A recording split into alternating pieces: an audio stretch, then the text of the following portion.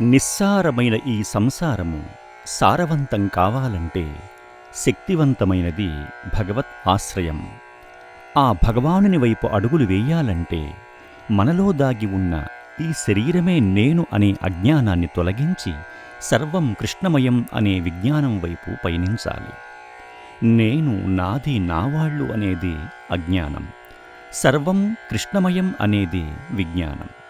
ఉన్న సద్వస్తువు ఒక్కటే, అది ఆ సర్వేశ్వరుడే అని అనుభవపూర్వకంగా తెలుసుకుని భగవత్ శరణాగతి చేసినప్పుడే ఈ జన్మ సార్థకమవుతుంది. మనలో దాగి ఉన్న అరిషడ్వర్గాలనే సర్పాలకు గరుడమణిలాంటిది భగవన్నామము అనే దివ్యోషధం.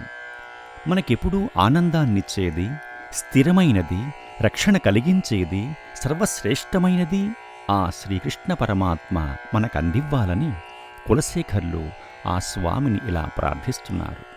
భక్తాపాయ భుజంగగారుడమణిః త్రైలోక్యరక్షామణిః గోపీలోచనచతకాంబుదమణిః సౌందర్యముద్రామణిః యః కాంతామణిరుక్మిణీ ఘనకుచ ద్వంద్వైకభూషామణిః శ్రేయో దేవశిఖామణిర్దిశతు నో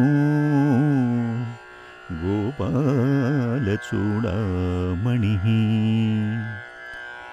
భక్తులకు కలిగే అపాయములనే సర్పములకు గరుడమణిలాంటివాడు, త్రైలోక్య రక్షాకరుడు, గోపికల కందులనే చాతకపక్షులకు మేఘం వంటివాడు, సౌందర్యానికి ఆలవాలమైనవాడు, ఉత్తమురాలైన రుక్మిణీదేవి హృదయసీమకు శ్రేష్టమైన ఆభరణమైనటువంటివాడు, దైవశిఖామణి అయిన ఆ గోపాలనందనుడు మాకు శ్రేయస్సు కలిగించుగాక.